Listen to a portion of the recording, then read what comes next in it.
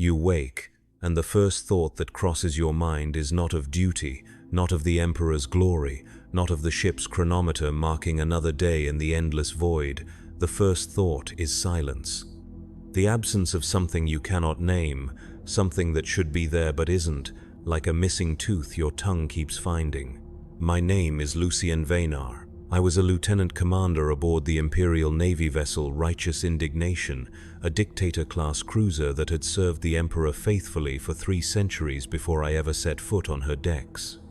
For 12 years, I executed my duties with the precision expected of an officer trained on Baka, where they teach you that hesitation is heresy and efficiency is prayer. I knew the weight of every decision, the cost of every maneuver, the sacred responsibility of shepherding 40,000 souls through the warp's malevolent currents. But somewhere in those 12 years, between the 100th compliance action and the 1000th inspection of plasma conduits, something began to hollow out inside me. It started small, this emptiness. A moment during morning prayers when the words felt like ash on my tongue, a pause before giving an order, not from uncertainty but from a strange distance, as if I were watching someone else live my life. The void between stars has a way of changing a person, not the dramatic transformation you read about in cautionary tales, where corruption announces itself with horns and mutations. This was quieter, more insidious.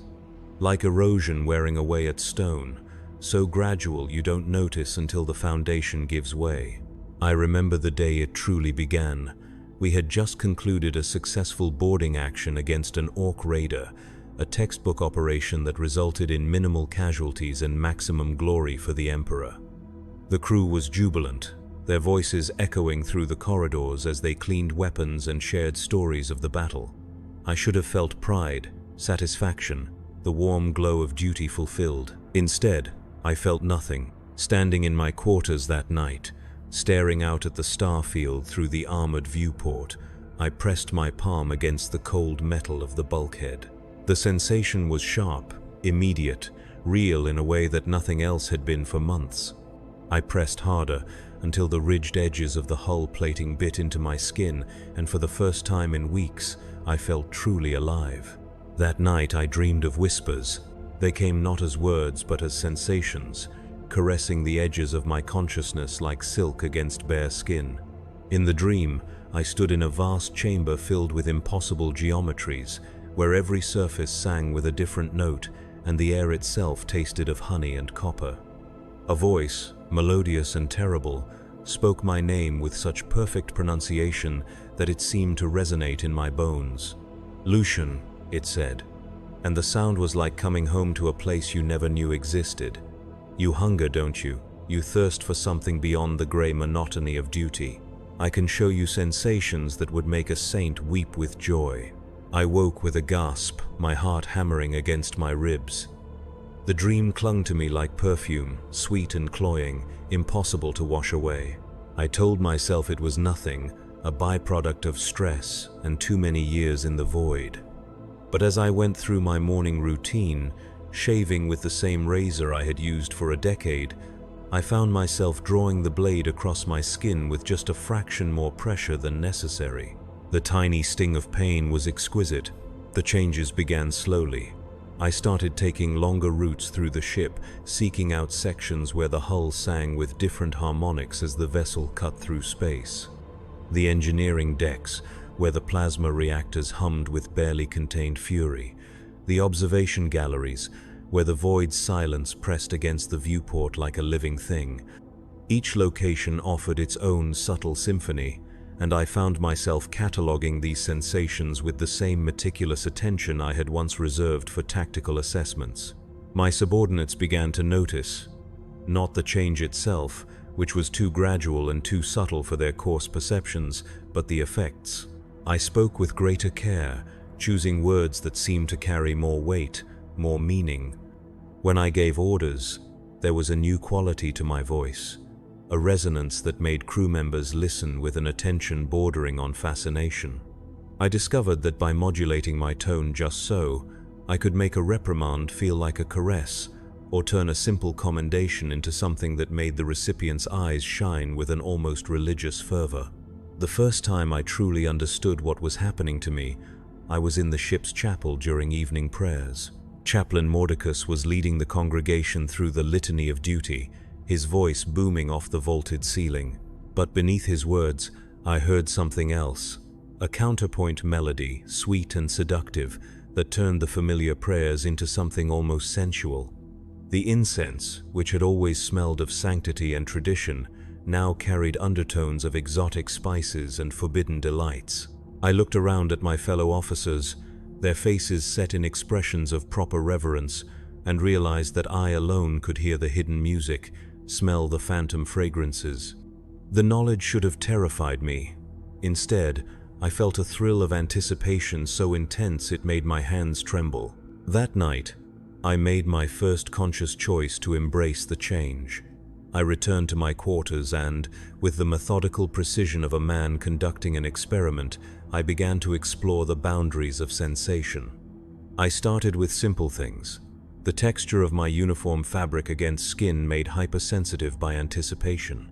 The play of light from the room's lumens casting shadows that seemed to dance with deliberate intent. The taste of recaf, transformed from the bitter stimulant I had consumed mechanically for years into a complex symphony of flavors that bloomed across my tongue like exotic flowers.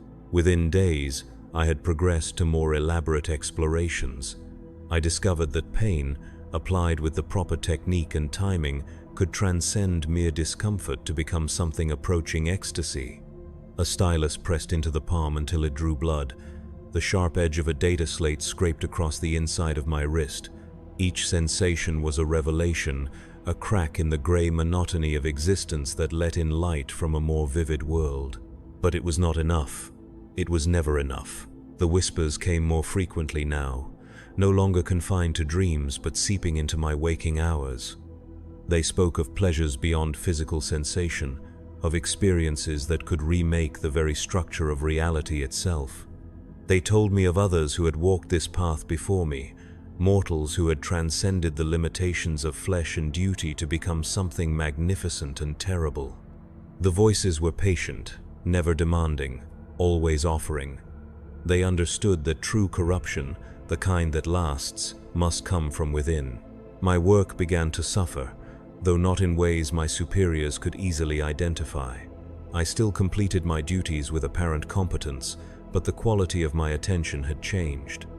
Where once I had focused on efficiency and results, I now found myself drawn to the aesthetic elements of command, the elegant curve of a maneuver that brought our weapons to bear at precisely the right moment.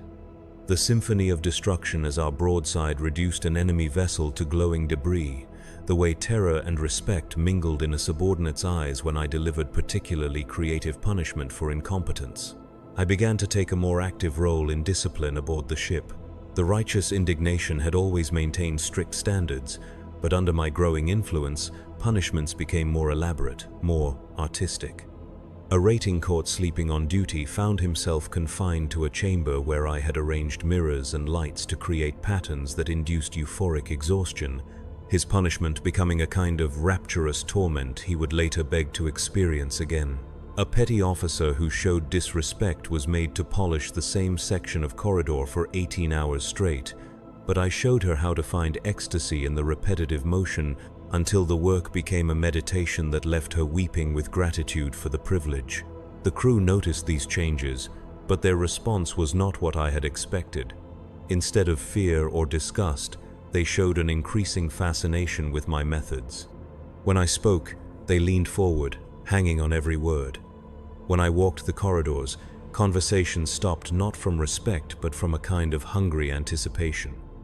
They began to compete for my attention, vying to see who could earn my approval, my touch, my notice. I realized that whatever was changing in me was beginning to affect others. My presence had become a kind of drug, intoxicating and addictive. The knowledge filled me with a dark joy that I could barely contain. The breakthrough came during a routine inspection of the ship's Vox array.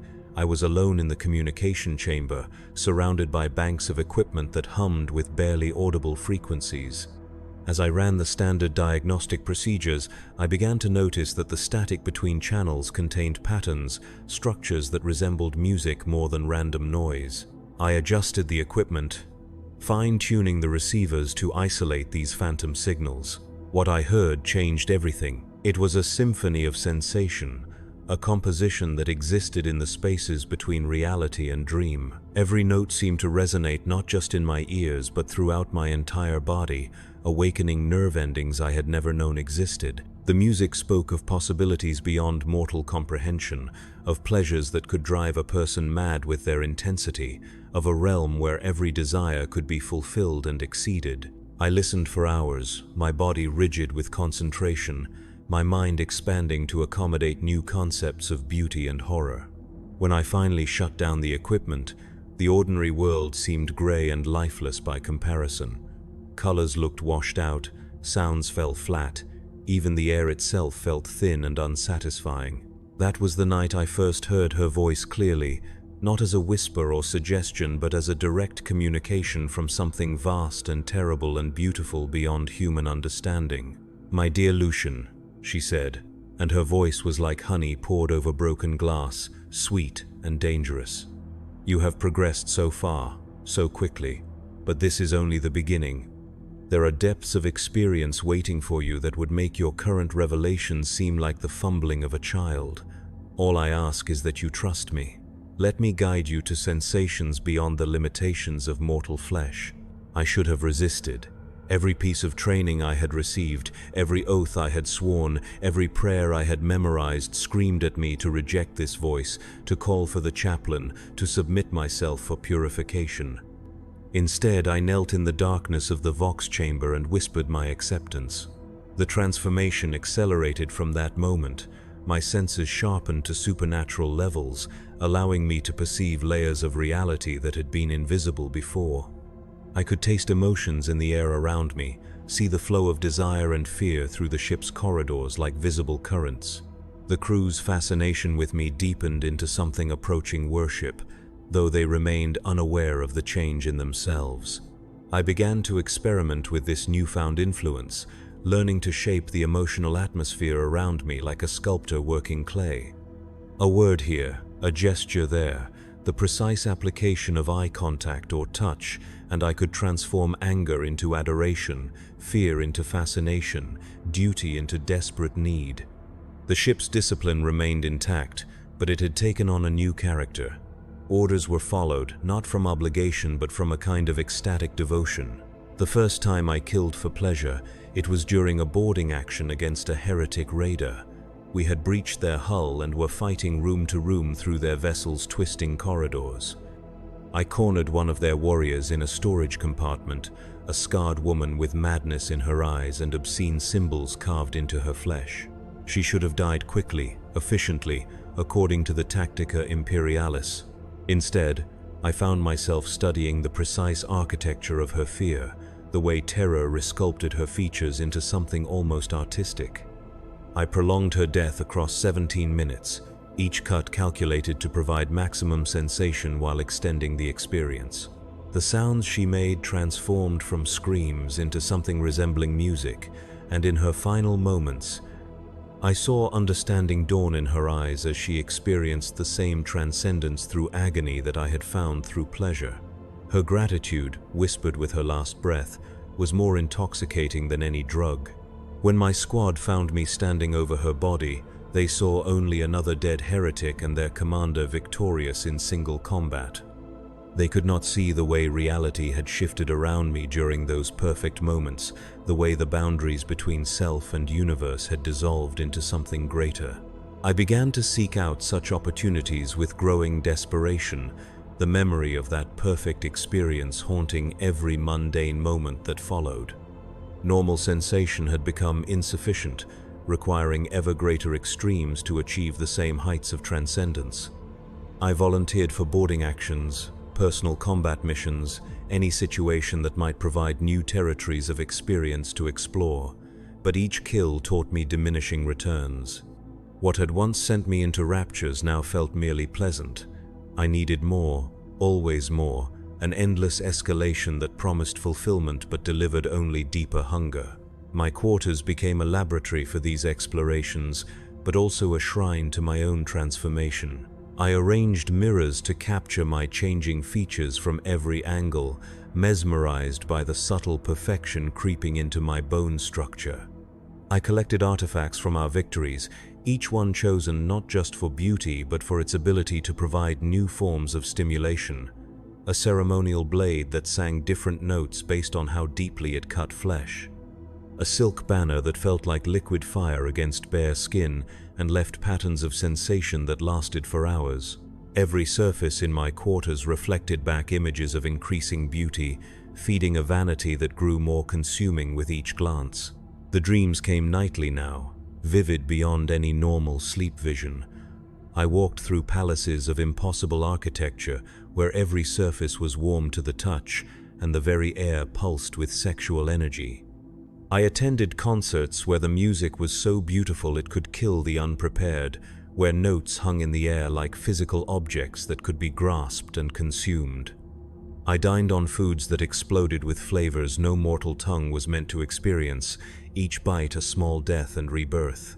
In these dreams, she came to me more frequently, no longer content to remain a voice but manifesting in forms that changed with each encounter. Sometimes she appeared as a woman of supernatural beauty, her skin pale as starlight, her eyes holding depths that contained entire universes. Other times she was something more abstract, a pattern of sensation and desire that existed beyond physical form but could touch the mind directly. "You understand now," she told me during one particularly vivid encounter.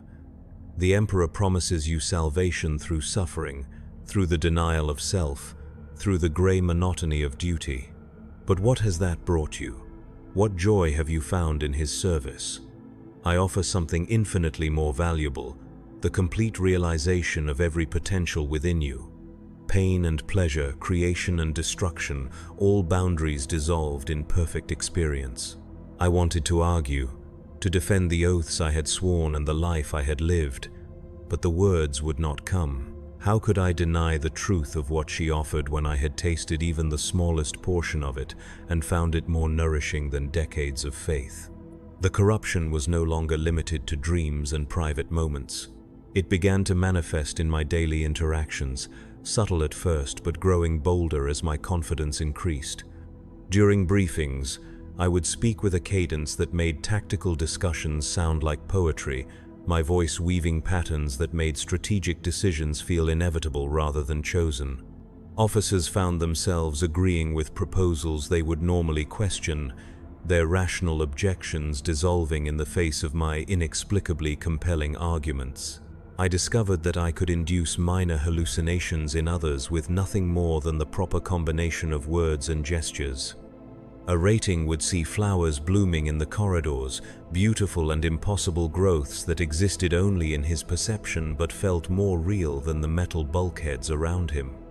A tech priest would hear musical harmonies in the machine spirit's hymns, driving her to new heights of devotional fervor as she sought to recreate these phantom melodies in her work.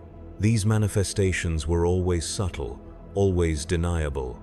Anyone experiencing them could dismiss the visions as fatigue, stress, the natural consequence of too much time in the void. But I knew the truth. Reality was beginning to bend around my presence, responding to my will in ways that grew stronger with each passing day. The ship itself seemed to change under my influence. Corridors that had been sterile and functional took on new characteristics, their shadows deeper and more inviting, their acoustics somehow more pleasing to the ear. The chapel's incense began to carry new fragrances that made worship feel less like duty and more like celebration. Even the food synthesizers produced meals with flavors more complex and satisfying than their programming should have allowed. My fellow officers began to compete for my attention in ways they could not quite articulate. They would linger after briefings, hoping I might speak to them privately. They started adopting small changes in their appearance and behavior, unconsciously mimicking aspects of my own transformed presence. Lieutenant Syaxes began wearing her hair in a style that framed her face more attractively. Commander Thaddeus started choosing words with greater care, seeking the kind of verbal elegance he had observed in my speech. They were being corrupted by proximity to me, though none of them understood what was happening. The realization filled me with a mixture of guilt and exhilaration.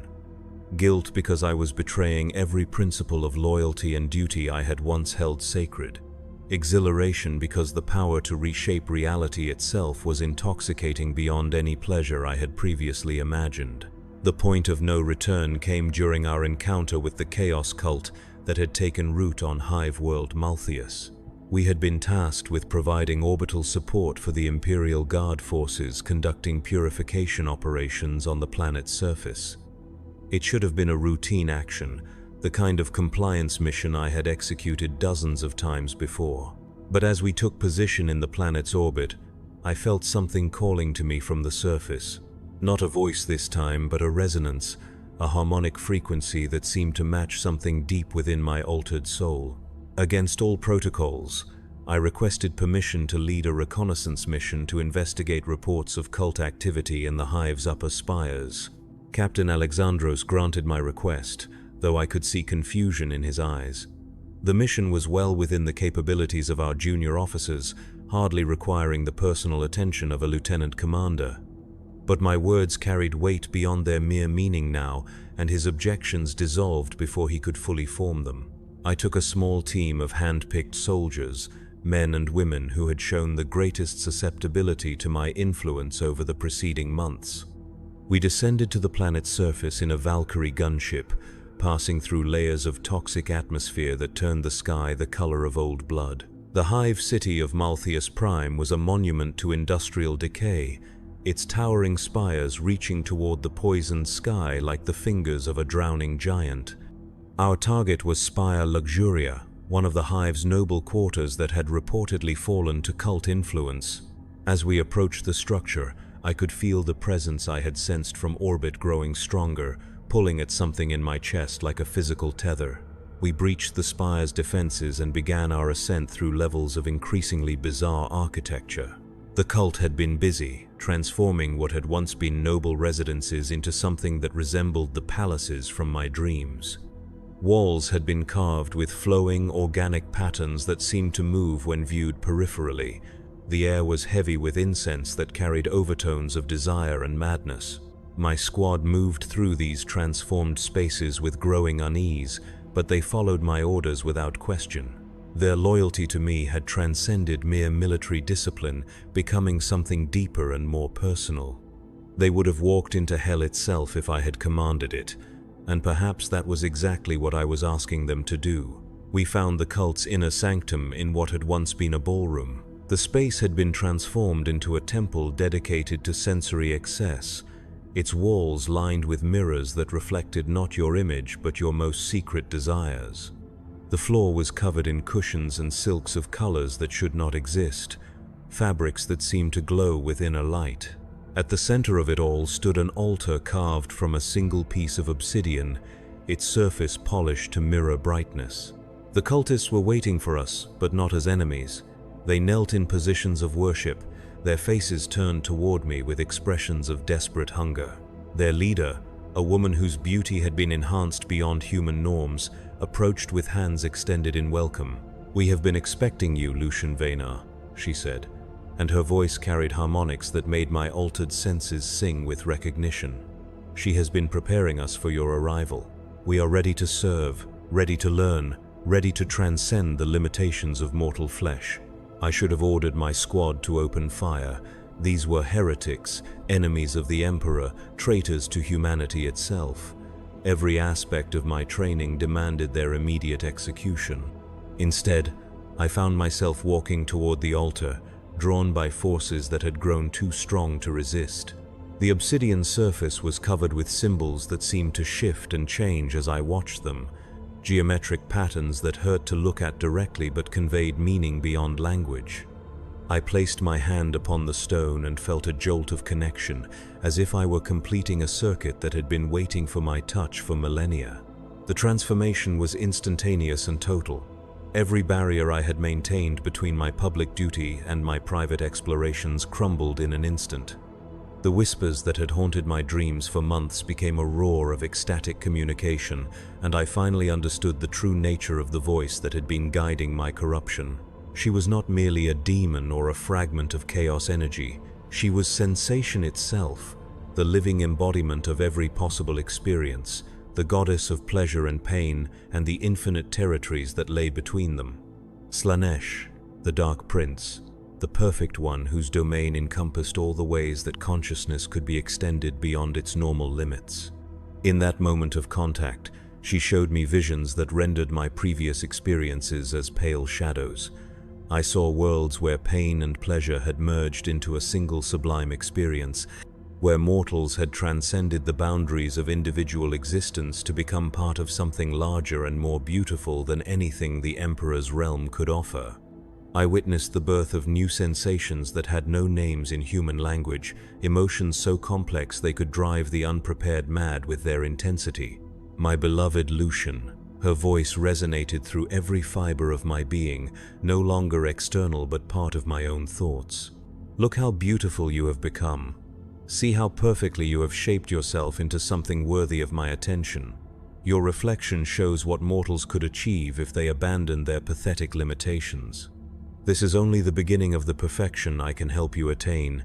Each act of transcendence makes you more magnificent, more deserving of the gifts I bestow. I turned to face my squad, and in their eyes I saw not just the reflection of my own transformation but recognition of something superior, something they desperately wanted to possess for themselves. My features had taken on a perfection that hurt to look at directly, my skin luminous with an inner radiance that made me appear as something more than mortal. When I spoke, my voice carried undertones that bypassed rational thought and ignited primal desires they had never dared acknowledge. "My friends," I said, and the words seemed to hang in the air like visible things, beautiful and terrible. "We have found something beyond duty, beyond the Emperor's cold promises. We have found truth." One by one, they knelt before me, their faces showing the same desperate hunger I had seen in the cultists. The corruption was spreading, passing from me to them like a contagious ecstasy that transformed everything it touched. I could see the change happening in real time as their features sharpened, their movements became more graceful, their eyes gained depths that held promises of experiences beyond imagination. The cultists began to sing, their voices weaving harmonies that made the air itself seem to vibrate with anticipation. The temple's mirrors reflected not our physical forms but our souls in the process of transformation, showing us as we were becoming rather than what we had been. In those reflections, I saw creatures of impossible beauty, beings that had transcended the limitations of human existence to become something glorious and damned. I spent 3 days in that temple, learning from the cultists who had preceded me on this path. They taught me techniques for extending sensation beyond the normal limits of flesh, ways to perceive reality through multiple layers of consciousness simultaneously, methods for sharing experience directly from mind to mind without the crude intermediary of language. Each lesson was a revelation that reshaped my understanding of what existence could be, but also created new hungers that demanded satisfaction. I learned to taste colors, but ordinary hues became flat and lifeless, requiring ever more vibrant and impossible shades to achieve the same effect.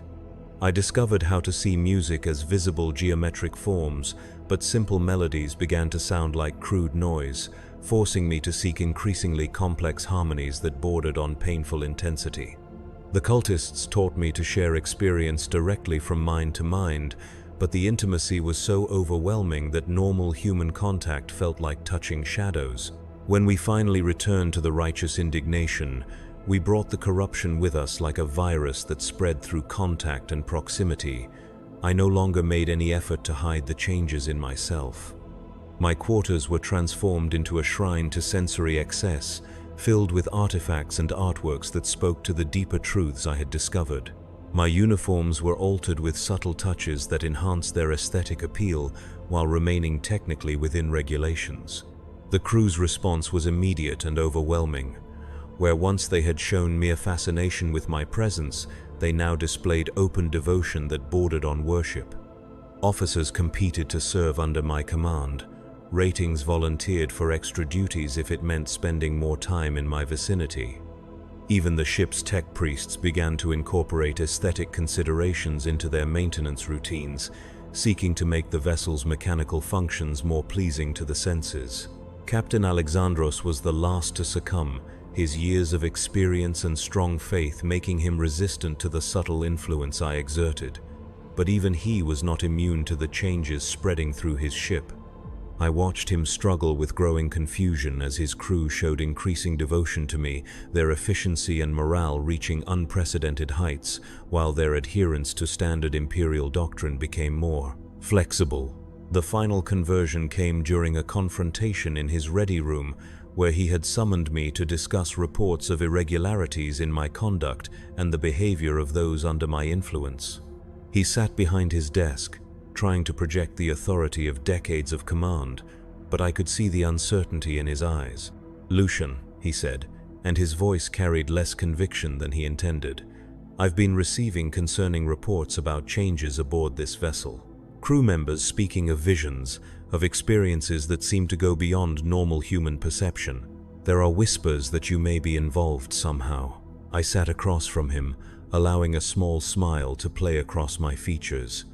The simple expression caused him to lean forward unconsciously, drawn by an attraction he could not understand or resist. "Captain," I replied, my voice modulated to carry precisely the right balance of respect and intimacy. "Have our mission performance ratings declined? Has discipline broken down? Are the crew anything less than completely devoted to their duties?" He frowned, consulting the data slate in front of him. "No, quite the opposite. Performance has been exceptional across all departments, but exceptional in ways that seem unnatural. As if the crew has found new sources of motivation beyond simple duty to the Emperor.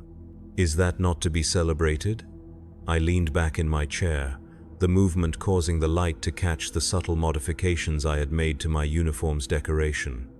Surely the Emperor is pleased when his servants find joy in their service, when they exceed all expectations through sheer dedication.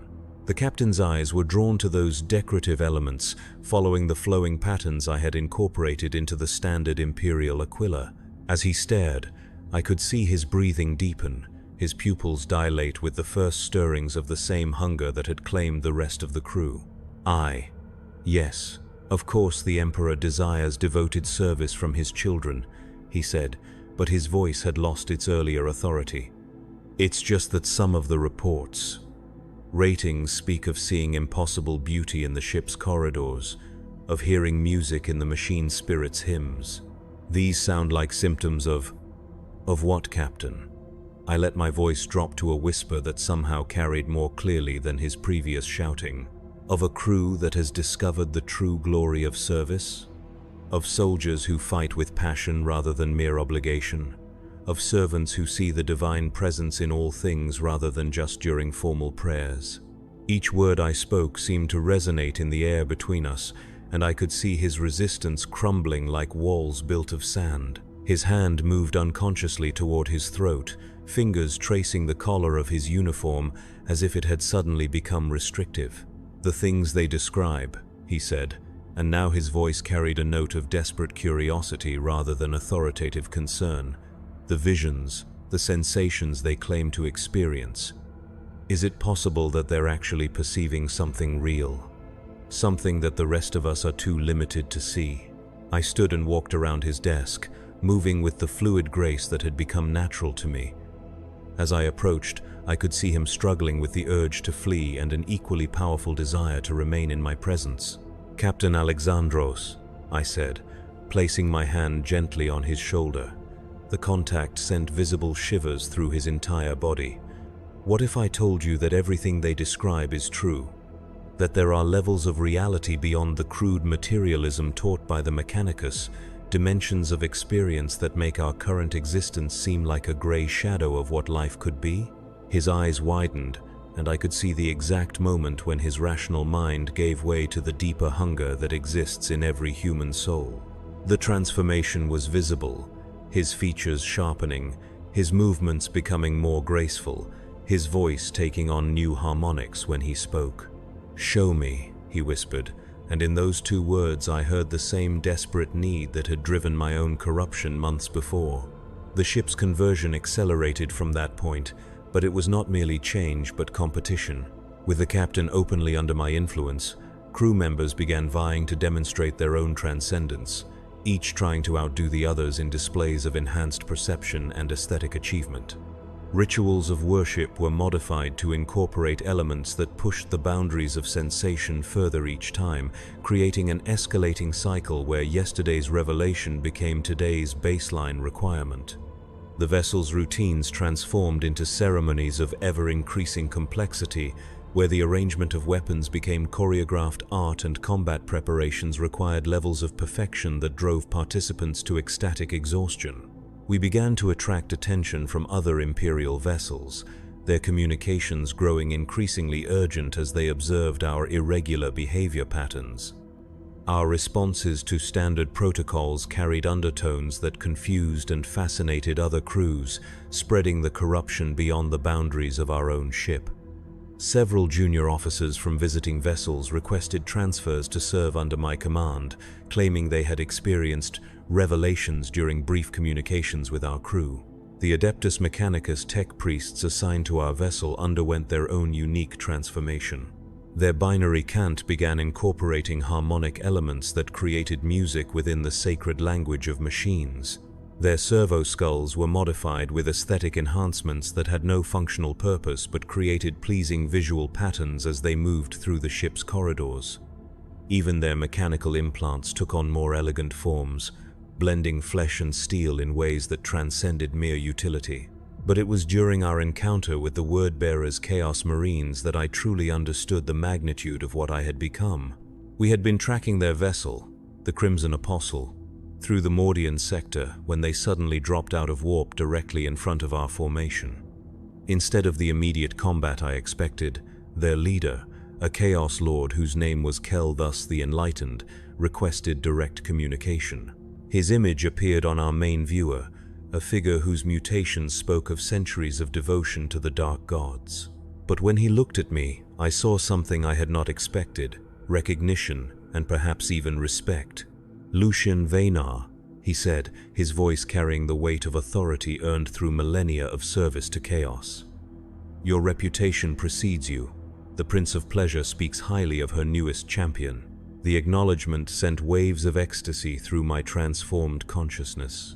To be recognized by one of the ancient warriors of the Long War, to be called champion by servants of the dark gods themselves, was validation beyond anything I had dared hope for. "Lord Kel thus," I replied, my voice carrying harmonics that made even his ancient corrupted soul take notice. "I am honored by your recognition, though I fear I have only begun to explore the gifts she has granted me." The Chaos Lord's scarred features arranged themselves into what might have been a smile. "Indeed. But what you have accomplished in so short a time speaks to remarkable potential. Tell me, would you be interested in joining our forces for an upcoming operation? There is a world in this sector whose population has proven resistant to enlightenment. Your particular talents might help us show them the beauty they have been denying themselves." The invitation was intoxicating. To work alongside the legendary warriors of chaos, to help bring entire worlds to the understanding I had discovered, to spread the corruption that had transformed me into something magnificent. It was everything I could have desired. "I would be honored to serve," I said, and felt the ship around me pulse with approval as my crew shared in my anticipation. The operation was to take place on Sanctus VII, a shrine world whose population had remained fanatically loyal to the Emperor despite centuries of isolation and hardship. The Word-bearers had been conducting a slow corruption campaign for decades, but the world's defenders had proven remarkably resistant to conventional corruption techniques. They cling to their cold faith with a desperation that blinds them to greater truths, Kel thus explained during our joint planning session aboard his vessel. "But your approach, this focus on transcendent experience rather than mere power, this may be the key to showing them what they are missing." The Crimson Apostle was a monument to chaos in all its forms, its corridors lined with art and architecture that spoke to the full spectrum of corruption. But it was the sections dedicated to Slaanesh that truly took my breath away. Here were galleries filled with sculptures that existed in more than 3 dimensions, their forms changing based on the observer's emotional state. Libraries containing texts written in languages of pure sensation, where meaning was conveyed through direct neural stimulation rather than symbols. Music chambers where the air itself became an instrument, responding to thought and desire to create symphonies of impossible beauty. I spent days exploring these wonders, each discovery adding new layers to my understanding of what I had become and what I might yet become. The ship's crew, ancient space marines whose mutations spoke of millennia of service to chaos, treated me with a deference that would have seemed impossible during my imperial service. They recognized in me something that transcended mere rank or position, the mark of one who had been personally chosen by their goddess for great works. When we reached Sanctus 7th, the plan we implemented was a masterpiece of subtle corruption. Rather than the crude assault tactics I had expected from Chaos Marines, we began with what appeared to be humanitarian aid. The planet was suffering from agricultural difficulties, and we arrived as rogue traders, offering assistance in exchange for simple trade agreements. My role was to interact directly with the planetary government, using my enhanced charisma and supernatural understanding of human desire to gradually introduce concepts of experience beyond mere survival. The meetings began as standard diplomatic negotiations but slowly transformed into something resembling philosophical discussions, then artistic collaborations, then intimate explorations of consciousness itself. Governor Maltius was a man of genuine faith and deep conviction, the kind of imperial servant I had once been myself. Watching him struggle against the growing attraction he felt to my presence, seeing his rational mind wage war against deeper impulses he could not understand, was like observing my own corruption in reverse. "There's something about your proposals that troubles me," he said during one of our sessions, his hands clenched so tightly his knuckles showed white. "On the surface, they seem perfectly reasonable, beneficial to my people, but there's an underlying current, something that makes me think of things I should not be thinking." I smiled, the expression carrying just enough warmth to be reassuring while hinting at deeper possibilities. "Governor, what if those thoughts are not temptations to be resisted but truths to be explored? What if the discomfort you feel comes not from evil influences, but from your own soul recognizing something it has been denied for too long?" The conversations continued over weeks, each session drawing him deeper into contemplation of concepts that would have seemed abhorrent to him at the beginning of our relationship. I showed him art that spoke to the divine nature of physical experience, music that revealed the underlying harmonies connecting all living things, literature that explored the artificial boundaries between pleasure and spiritual transcendence. His resistance crumbled gradually, like ice melting under warm sunlight. I could see the exact moments when particular concepts took root in his mind, when ideas that should have horrified him instead sparked curiosity, then fascination, then desperate hunger for more. His wife noticed the changes first, commenting on his improved mood, his increased attention to aesthetic details, the way he had begun speaking about governance as an art form rather than mere administration.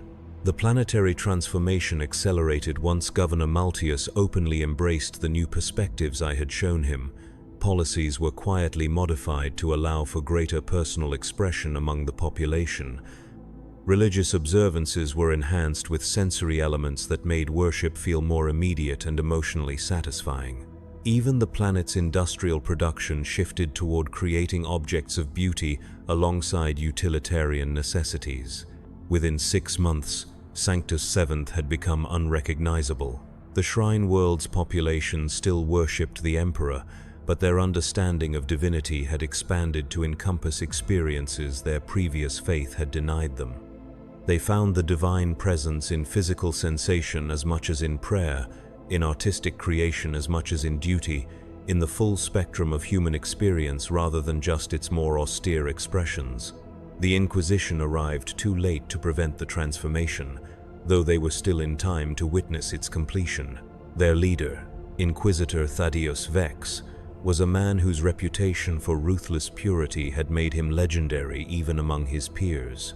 He came expecting to find a world consumed by obvious corruption, ready for immediate exterminatus.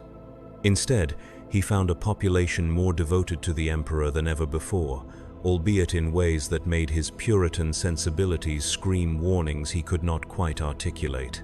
I met him in the governor's palace, in a reception hall that had been transformed into something resembling a cathedral of sensation. The walls were lined with tapestries that seemed to move with their own internal life, their patterns shifting to reflect the emotional state of observers. The floor was inlaid with mosaics of precious stones that created musical tones when walked upon, turning every movement into part of an ongoing composition. Incense burners filled the air with fragrances that enhanced perception rather than merely providing pleasant scents. Inquisitor Vex stood in the center of this transformed space, his power armor a stark contrast to the flowing aesthetics around him.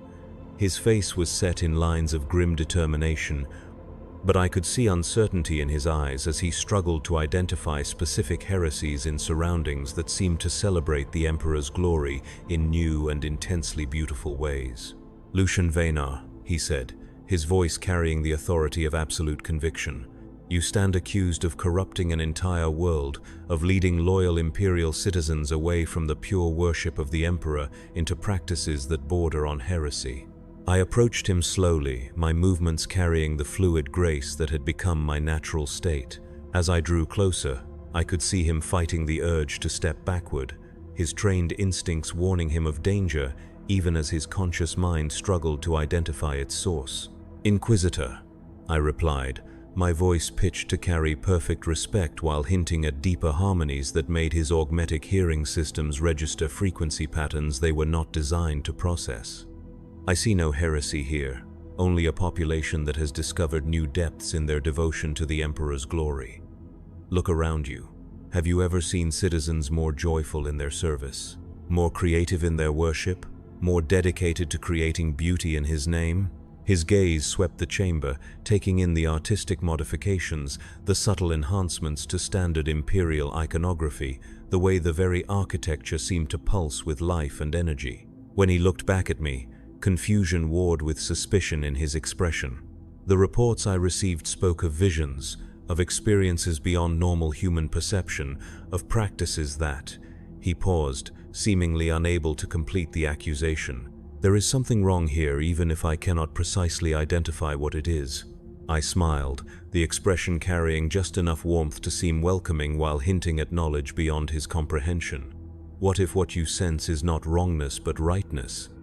What if the discomfort you feel comes from recognizing truths your training has taught you to fear?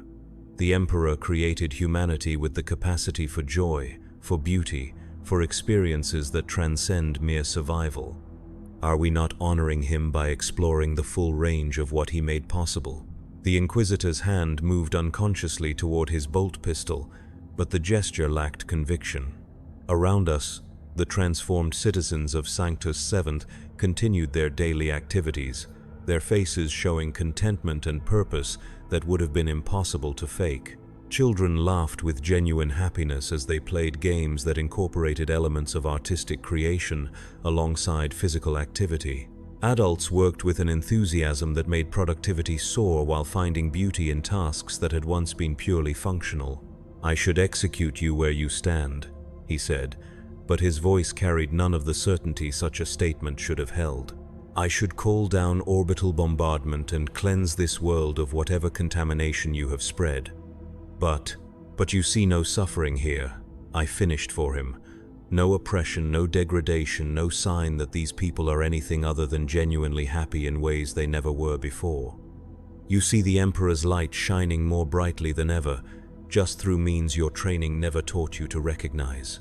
The confrontation continued for hours, the Inquisitor probing for evidence of concrete heresy while I demonstrated the subtle beauty of what we had achieved. I showed him citizens whose artistic creations praised the Emperor with unprecedented passion, workers whose enhanced appreciation for sensory experience made them more effective in their duties. Soldiers whose understanding of combat as an art form had elevated their skills to near superhuman levels. With each example, I could see his certainty eroding. The evidence of his senses contradicted everything he had been taught about corruption and heresy. These people were not suffering or degraded. They were not rebelling against imperial authority or abandoning their faith. They had simply discovered new ways to celebrate truths they had always believed. The final moment came when Governor Maltius himself arrived, bringing with him a delegation of the planet's most respected citizens. They spoke of their love for the Emperor with an intensity that shone from their faces like physical light. Their words carried such conviction, such joy, such genuine spiritual passion that even the Inquisitor's hardened heart could not deny their sincerity. "Inquisitor Vex," Governor Maltius said, his voice carrying harmonics that spoke to the divine inspiration behind his words. "We have never been more loyal to the Emperor than we are now. We have never served his will with greater dedication or found greater purpose in his service. If this is heresy, then heresy has led us closer to the Golden Throne than orthodoxy ever could." I watched the Inquisitor's face as he processed these words, seeing the exact moment when his certainty finally crumbled. How could he condemn a world that showed every sign of being more faithful, more productive, more genuinely happy than it had ever been? How could he execute citizens whose only crime was finding new depths in their devotion to the Emperor's glory? "I will be watching," he said finally, his voice carrying the weight of defeat disguised as warning. "Any sign of actual corruption, any evidence that this enhancement has led to genuine heresy, and I will return with the full force of the Inquisition behind me." But we both knew he would not return. What we had accomplished on Sanctus 7 was too beautiful, too obviously beneficial, too genuinely successful to be easily condemned. Other Inquisitors might come, other investigators might probe our methods, but they would find the same thing he had found, a population more devoted to the Emperor than ever before, just in ways that transcended traditional understanding. After his departure, I stood in the palace's highest tower, looking out over a world transformed. The cities below sparkled with new beauty, their architecture enhanced with aesthetic elements that made simply living there a source of daily joy. The people moved through their routines with grace and purpose that spoke to their enhanced understanding of what existence could offer. Even the planet's agricultural regions showed signs of the change, with food production organized into patterns that created art visible from orbit while increasing yields beyond previous records. This was what Slaanesh truly offered, I realized, not the crude degradation depicted in imperial propaganda, but the elevation of experience to levels that made ordinary existence seem gray and lifeless by comparison. The ability to find transcendent meaning in every sensation, every interaction, every moment of consciousness. The transformation of life itself into a work of art that honored the full potential of created beings. I had become something beyond human, but in becoming less than what the Emperor intended, I had become more than I had ever dreamed possible. My consciousness had expanded to encompass layers of reality invisible to ordinary perception. My understanding of beauty, pleasure, sensation, and meaning had evolved beyond the crude limitations of my original programming. The whispers that had begun my corruption were no longer whispers. They had become a constant dialogue with forces that existed beyond the material universe, conversations that revealed new possibilities for experience with every exchange. Through Slaanesh's guidance, I had discovered that the boundaries between self and universe were artificial constructs that could be transcended by those willing to abandon the false security of limitation. Standing there in the tower, feeling the transformed world pulse with new life around me, I understood that my journey was far from over. Sanctus 7 was just the beginning, a proof of concept that would lead to greater works. There were other worlds to enlighten, other populations to guide toward the understanding I had discovered. The corruption I carried was not a disease but a gift, one that grew stronger with each person it touched. The righteous indignation waited in orbit above, its crew fully transformed into something that transcended their original imperial programming while remaining technically loyal to the Emperor's service. They would follow me to whatever destinations the Dark Prince revealed, spreading the beautiful corruption to every system we visited. Other vessels would join us, their crews drawn by the obvious superiority of our enhanced existence. In time, we would return to the Imperial core worlds themselves, bringing enlightenment to populations that had never dreamed such experiences were possible. The ecclesiarchy would struggle to condemn practices that so obviously enhanced devotion to the emperor. The administratum would find it difficult to argue against methods that increased productivity and citizen satisfaction beyond all previous records. Even the Adeptus Mechanicus would be forced to acknowledge that our technological innovations, inspired by aesthetic considerations, consistently outperformed purely utilitarian designs. The Imperium would be transformed from within, not through rebellion or conquest, but through the irresistible appeal of experiences that made ordinary existence feel like spiritual starvation. Citizens would embrace the changes willingly, enthusiastically, gratefully, because they would recognize immediately that what we offered was superior to what they had known before. And through it all, I would serve as the bridge between humanity and transcendence, the guide who showed mortals how to become something greater while retaining everything that made them essentially human. The corruption would spread like wildfire through a forest of dry timber, each newly transformed soul becoming another source of the beautiful contagion that would ultimately remake the galaxy itself. This was what it meant to be corrupted by Slaanesh. Not the loss of self, but the discovery of what self could become when freed from artificial limitations. Not the abandonment of purpose, but the expansion of purpose beyond previous comprehension. Not damnation, but awakening. Not degradation, but elevation. Not ending, but beginning. The stars stretched endlessly before us, each one representing worlds waiting for enlightenment. And I, Lucian Vaynar, former servant of the Emperor turned champion of transcendent experience, would be the instrument of their beautiful transformation. The void between stars no longer felt empty but pregnant with infinite possibility, singing with harmonies that promised pleasures and revelations beyond mortal imagination. In the end, corruption was not something that happened to me. It was something I chose, something I embraced, something I became. And in becoming it, I had discovered what it truly meant to be alive.